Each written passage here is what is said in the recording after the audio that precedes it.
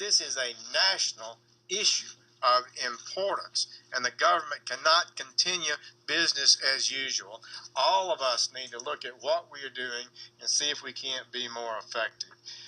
We're facing the deadliest drug crisis in American history. Never seen anything like this.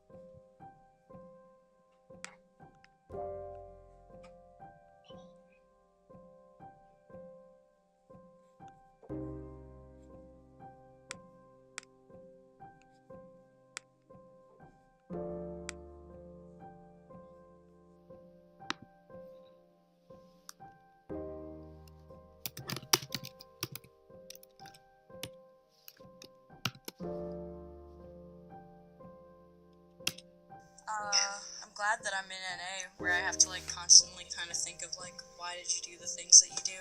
You know, I haven't done that in 2 years, and that's someone who's doing that now. Like, you never know when someone needs to hear what you have to say.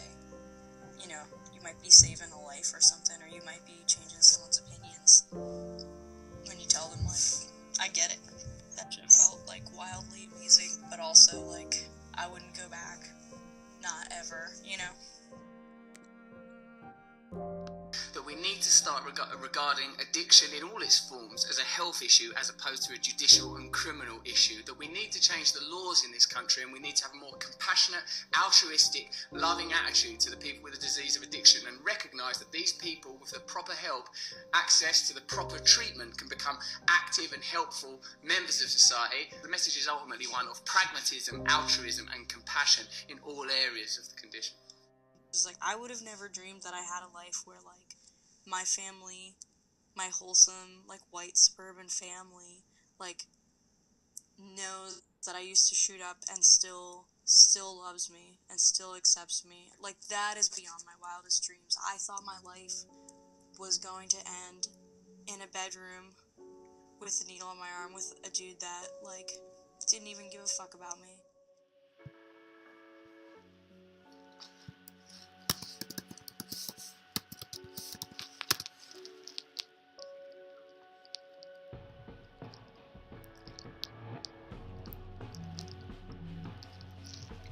Whether it's angry or disappointed, some people surprised. Definitely ruined relationships for sure. Definitely, whether it's a friend or someone in your family, anything like that, when you're stuck in that addiction, you definitely kind of push yourself away and separate. So I would say it affected all my relationships. I do remember one time where I remember feeling like shit, not really sure what it was from, and then being like, oh yeah, that's right, I'm going through withdrawal. That was kind of like a problem where, like, I knew that I had a dependency. You don't just start off with the nitty-gritty, like, you know, you take baby steps there, and then one day you, like, pull your head out of the fucking clouds, and you go, holy shit, like, how did I get here, you know?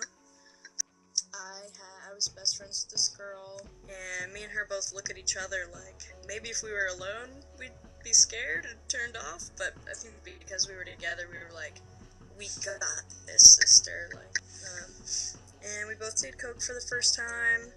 It became once a week, like, oh, we should try that again, and then, after once a week for, like, a month, it was, like, once a day, and then it was, like, all day, you know, like, it's not like you're high, and then you drink beer and come down, and you go to work, you don't think about it, because by the time you're thinking about it, you're thinking you want to do it again. This was, like, holy shit, like, I didn't want to do this all night, and I did it all night.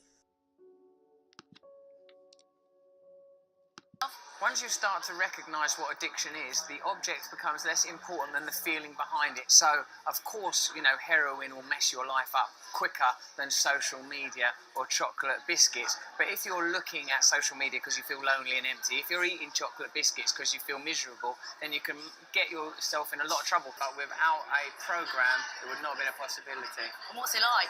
It's better. First, I would say it was kind of desirable because it gave you like just a warm, fuzzy sensation, like everything was okay, everything was good.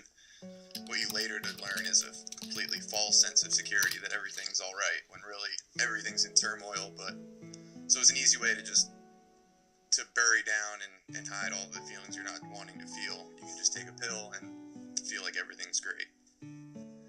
I mean, cocaine is a savvy drug. It's like, I mean, it's confidence in powder form. I mean, you're fast, you feel like you're sharp, you feel like you are sharp as a tack. You know, you feel sexy, you feel confident, you feel quick-witted. It's a good feeling.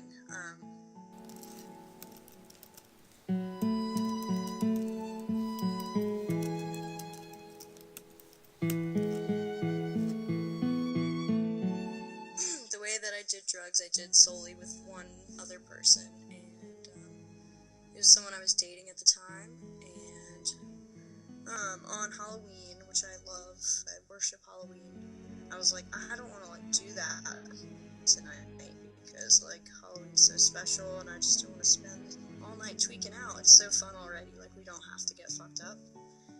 And it's not good, and I'm getting frustrated. Like, man, I don't want to be here, I don't want to be doing this, but like when you're around it, you're just like, yeah, I do though.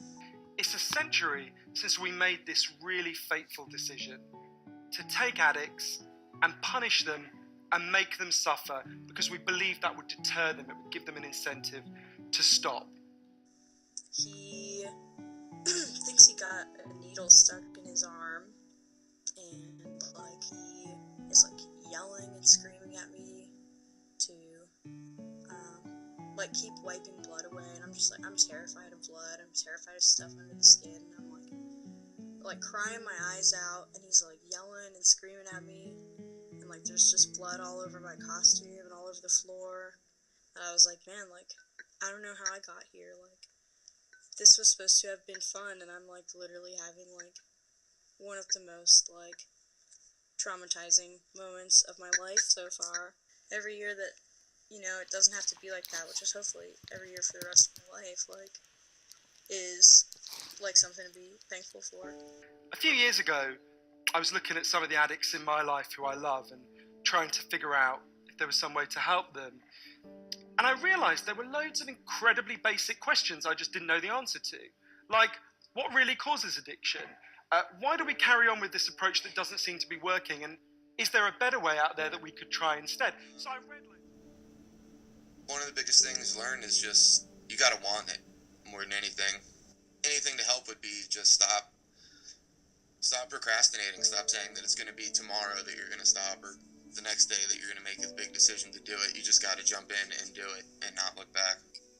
That's probably the most valuable thing I've gotten out of abstaining from things is, you know, that feeling bad is normal. It passes, you know. It's like no one like tries to like cure the sky when we have like a torrential downpour, you know, because you know that like all storms pass and the true nature of the sky is to be clear, and no one worries that like the sky's going to be damaged when we have a thunderstorm, you know.